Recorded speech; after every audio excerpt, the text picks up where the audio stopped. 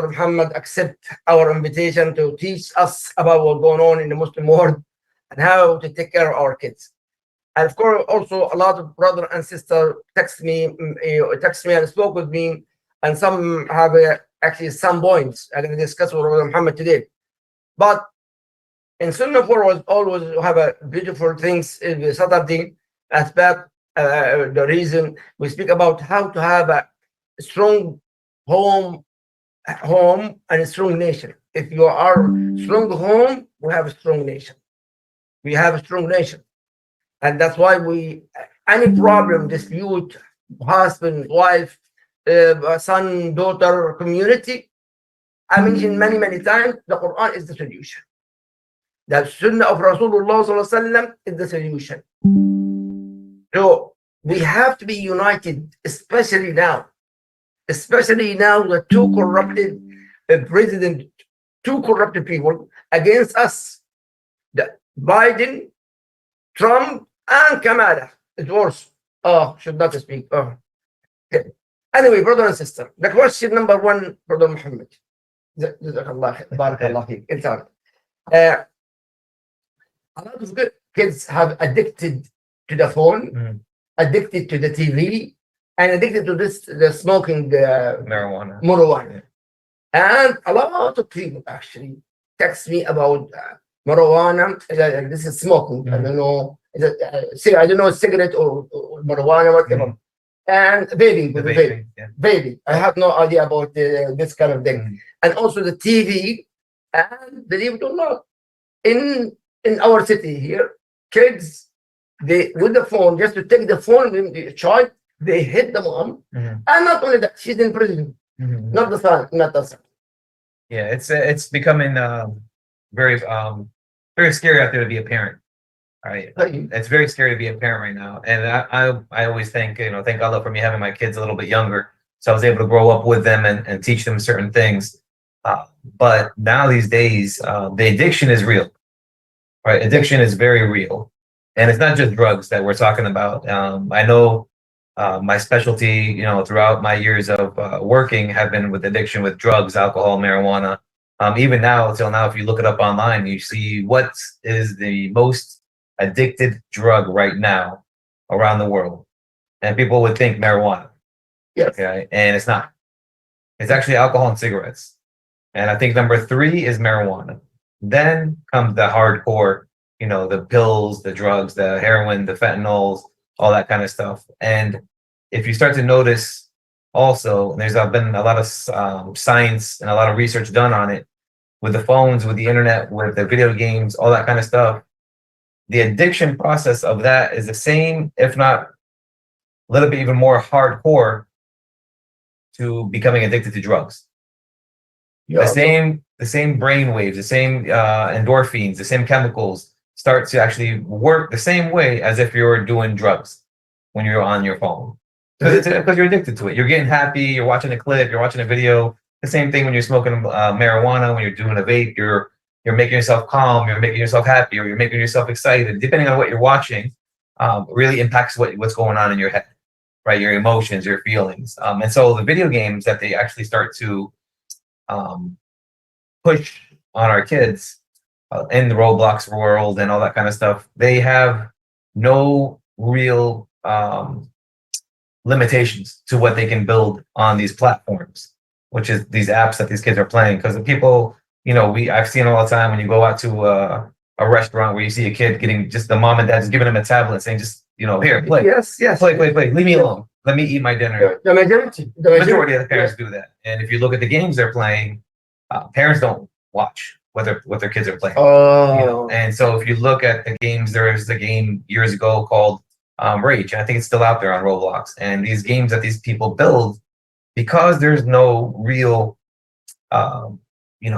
limitation to what they can do. There's nobody really watching what they're uploading, right? So that game that somebody's uploading, there's nobody really monitoring that game.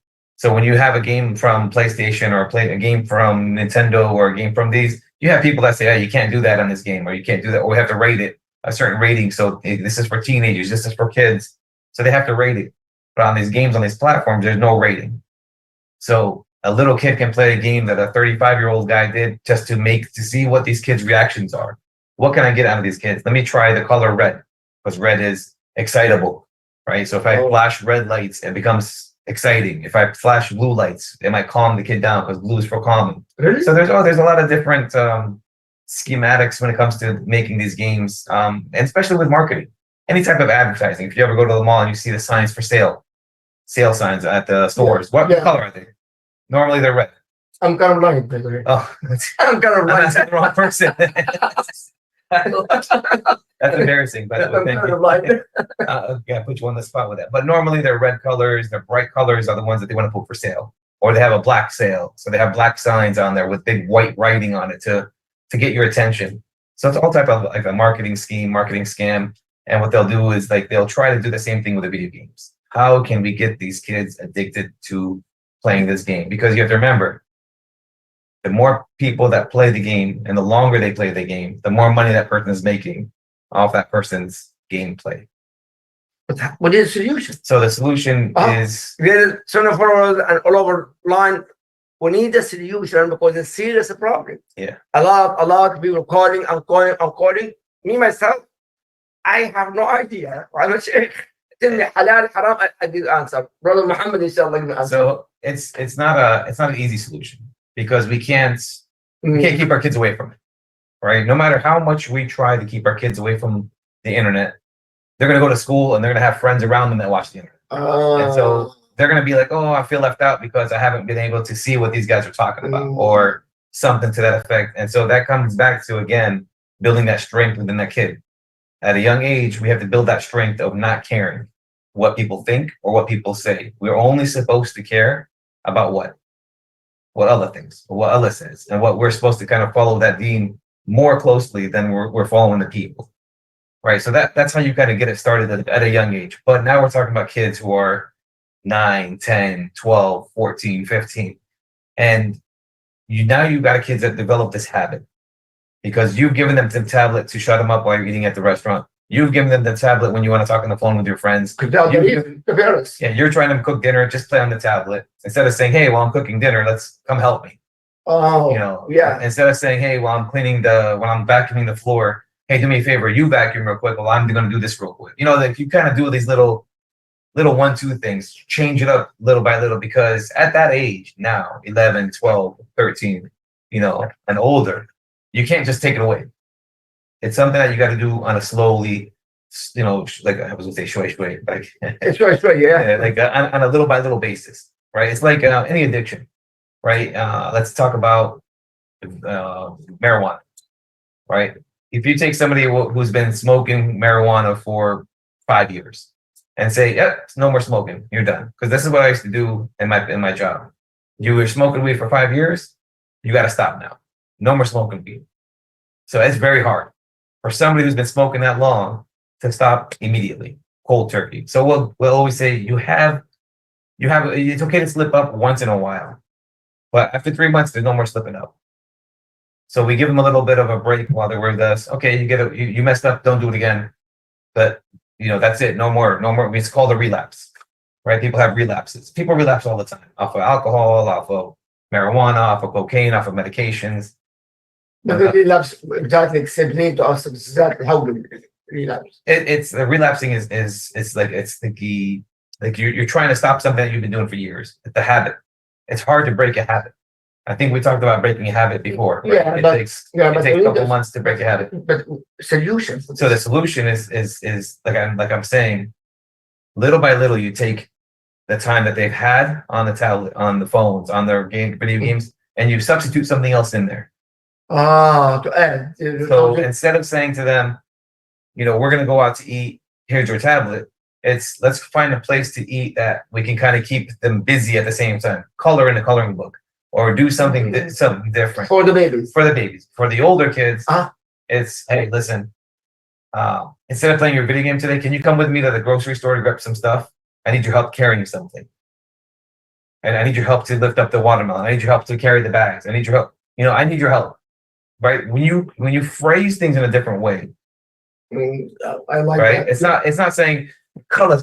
It's like it's not saying no more tablet. That's it. No more tablet. Then you're going to create that fight response. They want to fight you. But if you say, hey man, I just need your help a little bit, Habibi, come help me do some stuff real quick. I need your help. I can't carry this up the stairs, or I need your help. And you're taking them little by little. You're taking them off the tablet. 5 minutes here, 10 minutes there, 20 minutes here, another 5 minutes here. I like that. So what happens? They start to say, well, if I start playing games, she's probably gonna ask me for some help. So I might as well not get started because I'm gonna lose my game. Okay, I like that. So it's like I guess you could say like a form of reverse psychology. Yeah, okay, I Right? agree. And it's not bad. It's not a bad thing, but it's actually developing a sense of pride in that kid that I helped my mom do this, or I helped my dad do this. I see a lot of dads, and I know I do. I always talk about dads because dads are very important. Fathers are a very important figure inside of a household, and mothers are very important. Don't get me wrong. You know, mothers are like up here to me, but fathers play a very important role with their kids. Men, boys and girls, both require like a strong head figure to teach them certain things. You know, and to give you an example, I have to, load up a car and move some stuff around. Well, let me grab my 12-year-old son and let me But see. not everybody have in the household. Sometimes the father or mother. The kids live with But that. again, this goes for both or grandparents. I need your help. Okay. You tell them that I need your help. That is giving them a sense of, okay, I'm a grown up now. They're asking me for help. And you give a kid a sense of pride. Yeah, I like that. My son, Omar, you are there, Omar? Omar, actually, my son. I'm here. It takes me a second to open the app and unmute myself. Hold on. Omar, actually, my daughter is very sick. Mm.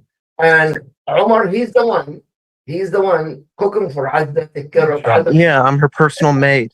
So And yeah, he cooked for her just to make her number one. Number two, at the same time, like he clean the house, clean the room, he take care of her. So, but the key, when you have a love with the family, love between parents also, that you solve all the problems.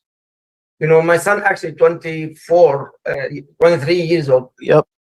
22. 23. You got it second time. Yeah, but in the same time, I'm far away from him. But when I'm with my son, he always take care of his sister while he's sick, very sick. And plus his sister, because she's very sick, she treats him very bad. But yeah, he accepted. Yeah. So my point, brother, we need, the problem is that now is a massive problem with that, and also the addiction to with the social media. Social media now, because people actually now not only that, and YouTube people calling getting back from Africa, from here.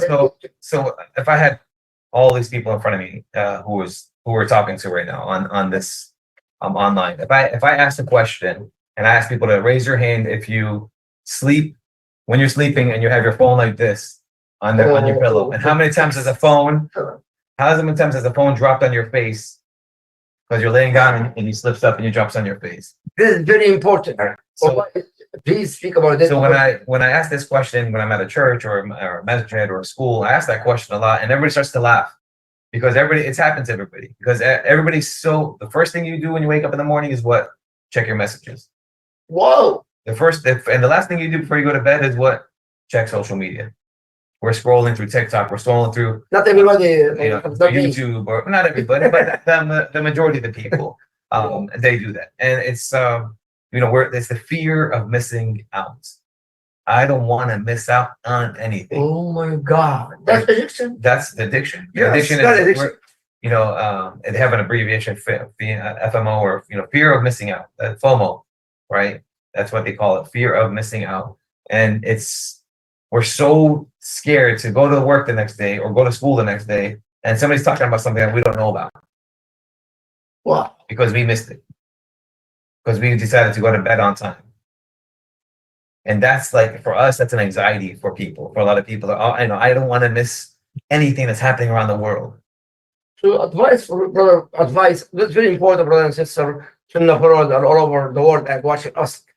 What's the best time for adults, for everyone to sleep in this time? Well, I mean, it's in our deen. After After I Isha, agree with you. right? And we wake up Fajr. And you know what's funny is when I started getting better on my salats and better on my deen, I started noticing like I was getting things done quicker. Yes. Right. I was not just going to the gym, but I was always, jogging. I was always doing other stuff, or I was getting my work done before anybody else. Everybody gets to the office at 10. I'm over there already at like 8. Like it's weird how you get things done. And then by the time 3 o'clock comes and everybody's, still doing their stuff, I'm done.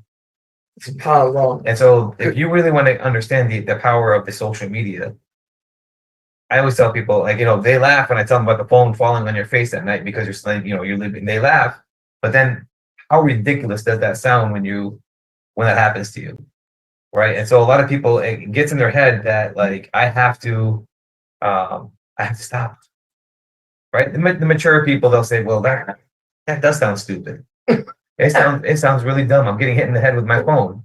So if you can just slowly, and I'm not just talking to the kids, this is the adults too. But the adults, listen. Yes, I agree. I see my family members doing it. I mean, sometimes I do it. I gotta make sure I check my emails before I go to bed or something. And if we can learn how to master the art of going to sleep at a certain time and waking up at a certain time, you'll see a big drastic change on the output that you got out there. And it's funny because there's studies that say these scientific studies, research that they have to do. I agree with that they do that, agree with this stuff, and we've already been told this how many years ago with our religion. Yeah. So me, my phone, I put it far away from me. Well, it actually needs to the bathroom, and that's it. Yeah. Plus, before I 10 o'clock exactly after film, I mute my phone completely. Actually, I have my phone on just to wake up for tahajjud. Yeah. For tahajjud and for Salat al-Fajr, nothing else. And that's what it's supposed to be. Because technically what's going on right now is they've allowed all this social media and they put this social media out there, land of the free and all that kind of stuff. And, your freedom, you can do whatever you want.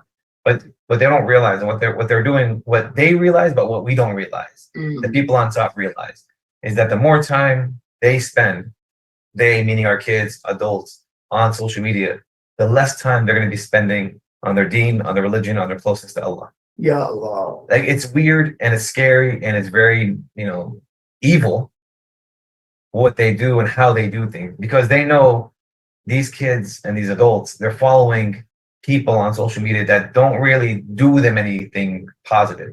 They're not really, they're not learning da'wah. They're not following, Islamic lessons. They're following the girl that's dancing, or they're following the guy that's doing, hitting himself in the head with a stupid stuff that's funny videos, cats, right? They're watching cat videos all day long. Cats, stupid cats doing, cats doing dumb things or funny things or cute things. That's what these videos are. You're laughing, but those are the ones that get millions of views. Oh my God, Muhammad. Oh, Hey, real quick about the girls dancing.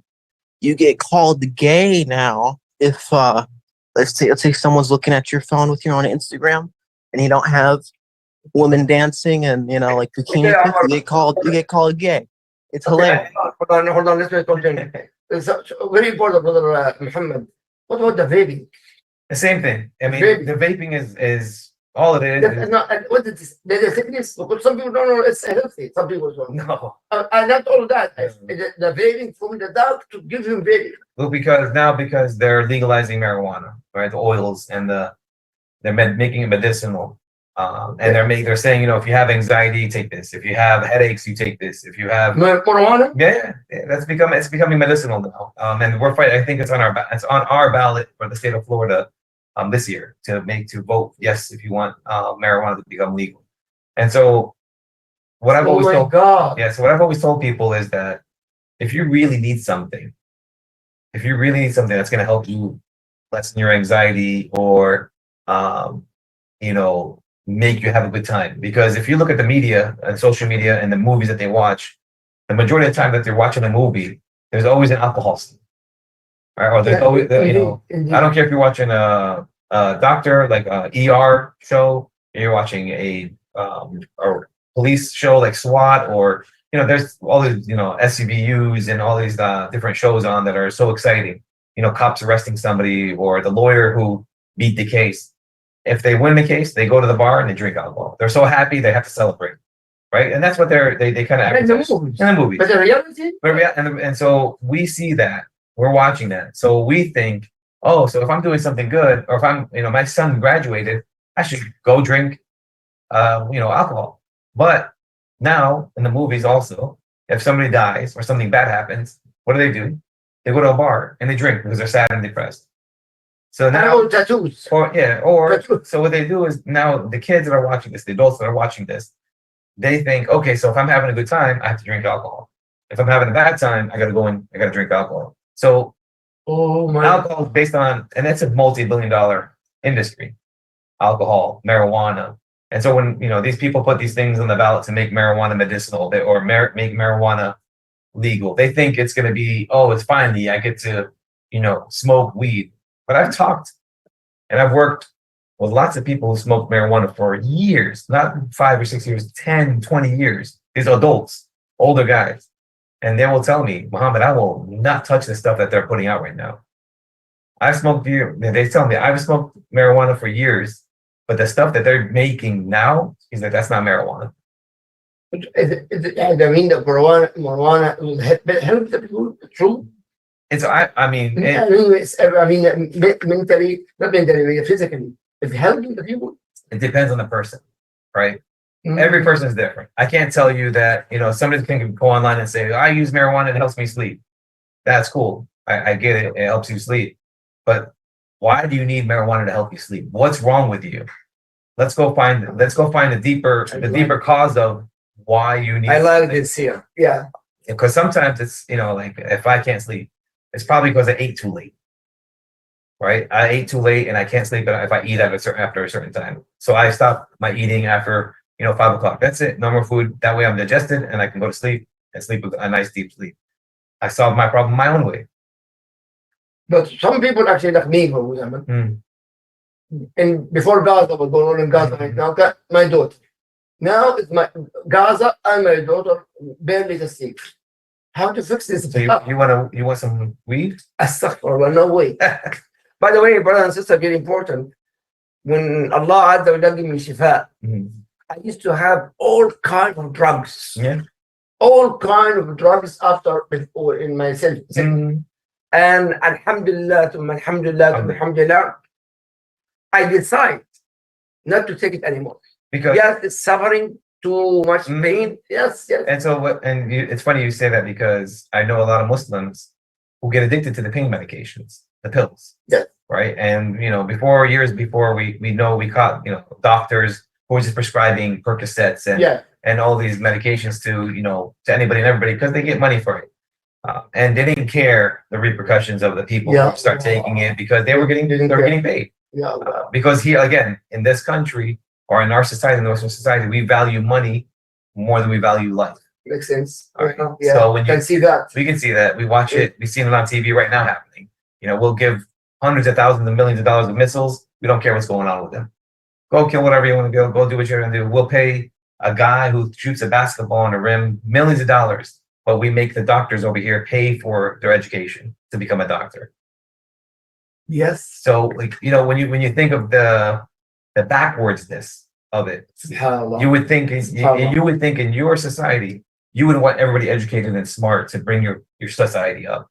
Well, it's backwards over here. Yeah. So we have to pay to become educated, and then we pay the people who are less educated and to give us entertainment. So we'll pay a lot of money for the drug dealers. We'll pay, to stop the drugs. We'll pay to start the drugs. We'll pay people to pass out the prescriptions. We'll pay those people. And then the same people that were passing out those prescriptions, we're going to pass the cure. Let's give you Suboxone to get you off the medication. Let's give you this. But the drugs still. It's like a circle.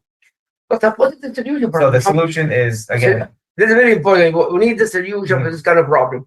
Sunnahfollowers and all over watching. So there's, again, I have to always say this before I say solutions, is there's no such thing as a one size fits all. Okay, whatever works for me, it's not going to work for you, Yes, indeed. right? Indeed. But I can tell you what works for most people, right? And so, just like when I think when Islam came in, how did they get rid of alcohol when Islam came in? So actually in Medina, after 15 years after when Rasulullah migrated Medina, become no. But in Mecca, Mhm. 3 years or 13 years in Mecca, no problem. In Medina, but it was now Allah said, وَلَا تَقْرَبُوا الصَّلَاةَ وَأَنْتُمْ سُكَارَى. Do not pray when you are, do not drink if you are not praying. And after that, Allah shall completely be away from it. So the way Allah did it was slowly, Step by step, 3 steps. and that's how you. Yeah, very important. I like that.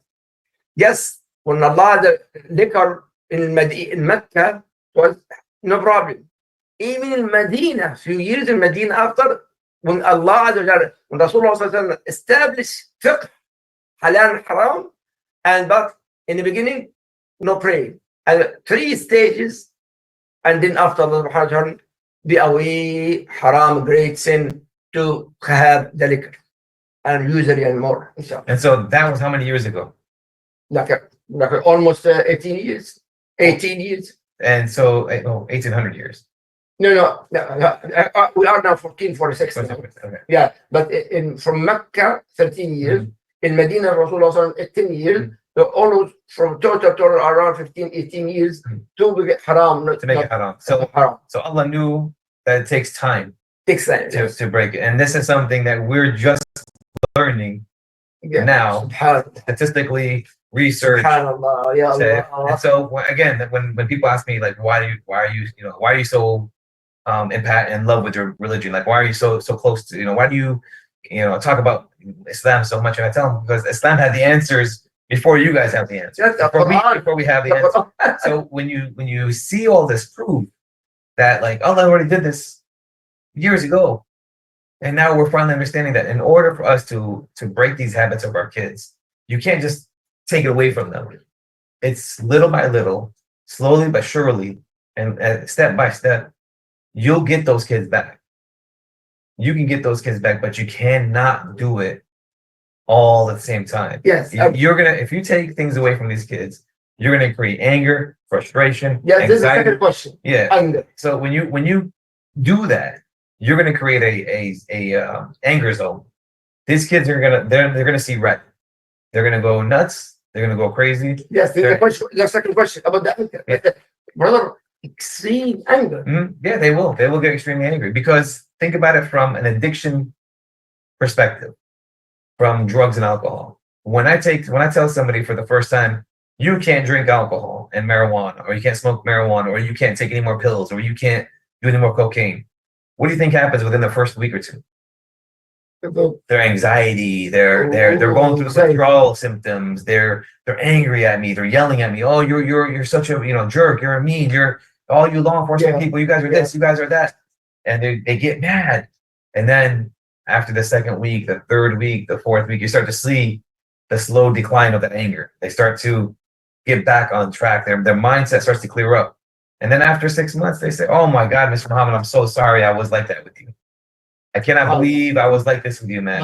The solution for anger, brother? The solution for that is this, like solution very important here. Yeah, it's take it step by step. Step by step. And you have to remember too, we live in a Western country. Yes. So they have rules, we have rules. Our kids have rights, we have rights. And listen, I've worked with kids for a long time. I've worked in child services. I've worked with all these different agencies. I've seen all the things that they do.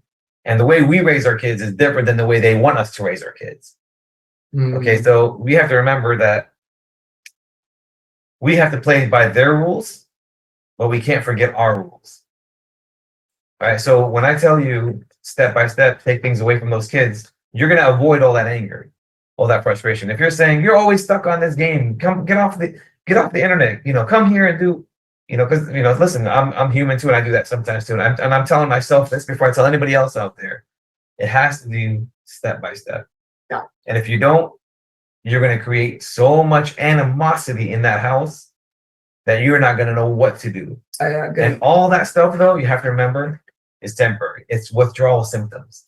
Those kids are go back. Temporary? Yeah. all the anger, all the frustration, all that stuff becomes temporary because they're withdrawing from that addiction. Oh, So I don't know, if I have anybody who, online who can agree to this or can attest to this, but when you stop a habit, it's very hard to stop a habit. Now, when you stop an addiction, something that makes you feel good, that's even worse. It's even harder. wow. So it's not like, I'm going to try to drink water every single day and you just keep trying to drink water. That's a simple thing to develop a habit of drinking water. I can try to do it all the time. It's cool. But if you try to stop a kid from playing video games, it's called cold turkey. That's what they call it. Cold turkey. When you stop, immediately stop. But I do know people, listen, and there's people who can stop smoking a cigarette and never smoke again. But there's people who can't stop smoking a cigarette and they have to sneak a cigarette here and there just to keep, that addiction going.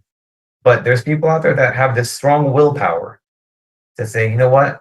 I don't want to die of lung cancer. I'm going to go ahead and stop smoking cigarettes. I know guys who said to when they came to me, and I was like, listen, you have to stop drinking alcohol. Muhammad, I don't want to get in trouble. I'm going to stop drinking alcohol, and they stopped drinking. SubhanAllah. And they stop for the whole year. They won't drink any alcohol. And then after the year, I talk to them, and they call me up, and no, I'm still clean. That's being step by step by step, and Little bit. also in very intelligent way. An intelligent way. You don't want to be too aggressive Indeed. with our kids. Our kids are Brother and sister, it's very important. One of the question here, aggressive. To especially now, our kids actually don't forget the majority of our kids in public school. and they're sensitive. If I hit the kids, Yes. the parents can be in the prison. Yeah. Easy. Oh, not prison, but they'll take the kid away. Yeah, there's worse. They'll take the kid away, and then they'll put the kid in a foster care or in another parent's care or anher family member's care. Then the best solution what? The best solution again is going back to the same thing what we just talked about. Guys, Little by little, slowly but surely, understand something that we have to, as Muslims, not only do we have to keep our family unit close to each other. I love, brothers and sisters, when you hear them helping each other, it's exciting to me because it's really rare to find that. yeah, indeed. To kind of, we'll get older, and as our family members get older, sisters and brothers, we get older. One sister's over here, one brother's over here. We don't barely talk to each other. It becomes, you don't know what's going on with each other. And so that's the normal way of doing things. Remember, in this society, in the Western society, we're taught that once our kids turn 18, they have to leave the house. Ya Allah. They have to leave. They have to go off to college, or they have to go here, or they have to I go there. think not a lot of Muslims doing that. Well, I'm saying the society we live in. Oh yeah, teaches. yeah, agree. Yeah. The Muslims are falling into that same, little by little, they're falling into that same category. Oh, I want my daughter to go to this school over there because they have the best, medical program. I get that, brother, but you're sending your daughter away who's been sheltered by you for 18 years Oh my God. to a school. And if you look at their Instagram, they have all these parties, they have all these things going on. Is your daughter strong enough to stay away from all that haram? Or is she going to fall into that temptation? That's scary. So it's scary. So I always try to keep the family. Listen, there's colleges all over the place. You don't have to go 3 hours away or to a different state or. But it depends which one will be accepted in the college. It does, but I also understand that we have to always. There's always a way. Indeed, I agree with you. I agree. There's always a way. Yeah. You don't have to follow the crowd. Well, actually, one of the question actually and al-ihtiram, the respecting the parents. The people actually insulting the mom, insulting the dad. The key also, when I deal with this, sometimes they insulting each other. Yeah, and that okay. You lose. You're gonna lose. Yes. You're gonna lose when you're talking to your kid and you guys are going back and forth. That back and forth. Oh, you're so this and you're so that. No, you're so this. You're going back and forth. That they call it tit for tat. Yeah. Tit for tat. You say something, I'm gonna say something back. If you're going down to that level of your child, you lost. I agree. You lost. There's no winning that kind of argument. And unfortunately, to gain respect and to gain that love and fear at the same time. I want to make sure my mom and dad are happy with me. I don't want to disappoint them, right? You don't want them to fear, but you want them to say, I don't want to disappoint my mom and my dad. All right, I want to make sure my mom and dad are happy. And to develop that, that has to start at a really young age. Yeah, agree. Okay. And so if you're having a kid who's, 9, 10 years old and you're friends with your kid, it's not going to work. You're not your kid's friend. You're your friends. You're your kid's parents. And I see that a lot when parents are, they talk to their kids like they're friends. And I always tell the parent, you're not his friend. You're his mom. You're his father. After a certain age, when they hit a certain age, 20, 25, 30, and they're grown and they've gotten their stuff together, they already have that mindset knowing that you're the dad, not their friend. That's when you can start becoming like, okay, buddy, but let's talk about what's going on in your life. Yeah, you're right. You're right. My older son, when I deal with him, I try to get a friendship. Now, no, you are a dad. Yeah. And your son's telling you this. Yeah, my older son. You don't listen. For example, I'm a friend with him. But alhamdulillah, the key, we have respect. Respect. Yes. I respect him. He's Of course. And so that's how you kind of have to understand the dynamic of a parent and child relationship. But hold on, it's very important. How would the kids actually insulting the parents and not the parents and not doing and that? It's how to solve the problem. How to solve it? Man, it's hard to change something like that because it's not habit. It's not a habit. It's what you've already developed in that house. So unless I really sit down with the kids and explain to the kids why they shouldn't be doing this, it's very hard for somebody to kind of take back 10 years of disrespect. You've already developed that But it's a solution. It's hard. It's a tough. I mean, I would tell parents not to engage in that kind of conversation. Walk away from your child. This is a solution. And so, I repeat it again, please. Yeah, when you walk away from the problem, when you walk away from the child from the problem, they sit there in their thoughts. They have to sit there in that quietness. So I do a thing called this. I do a training called de-escalation. And so in order to de-escalate somebody, when somebody's yelling and they're like this, they're super loud, and then you have the other guy who comes and there gets louder, and then the other person gets louder, you're not going to go anywhere. But if somebody's yelling and screaming at you, or a kid's talking trash to you, and you're down here saying, "Okay, buddy, do your thing," that kid feels kind of like, "Wait, he's not yelling. Why isn't she going mad at me? Why does she go? Why isn't she here?" So she's down here, so he has to come back down. Yes. And then you get lower, and then he gets lower. And that's how you kind of get now you get to have a discussion. Because you can't talk when you're angry. Don't forget, shaitan between two people. Plus, brother, something very important. We'll discuss Saturday night with the Sunnahfollowers also. In the household, the parents, the husband and wife always argue.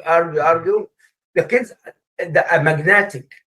They adopt everything that go to them, and then they make it double with you.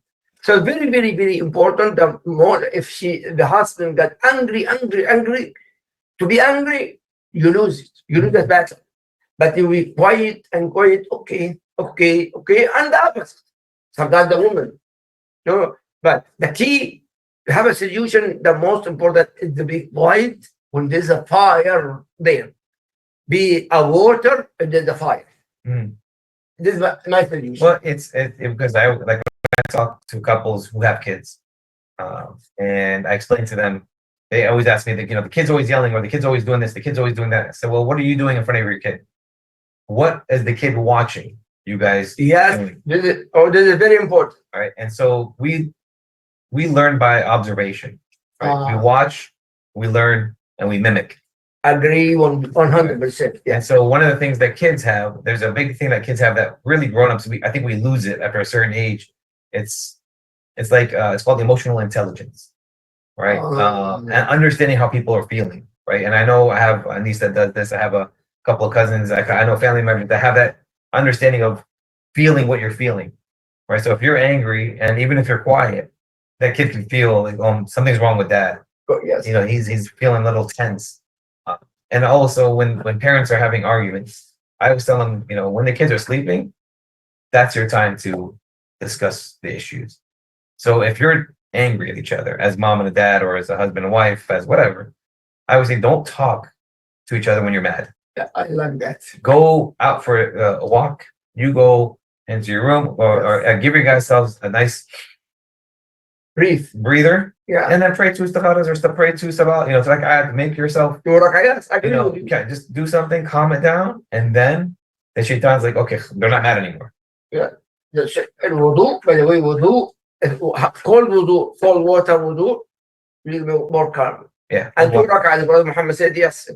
That's very important. Actually, a question, and I know you're waiting for the question also. أصدقاء السوء, corrupted friends, Mhm. and the parents cannot stop the kids for the corrupted kids. How do you do this? So if you look at the society that we're in, I actually was at the schools this morning at the Islamic school over here talking to the kids. Yeah, they told. And they told. Yeah. And I talked to the 8th graders because the Yeah. 8th graders are going to go to high school. But actually, the director was here.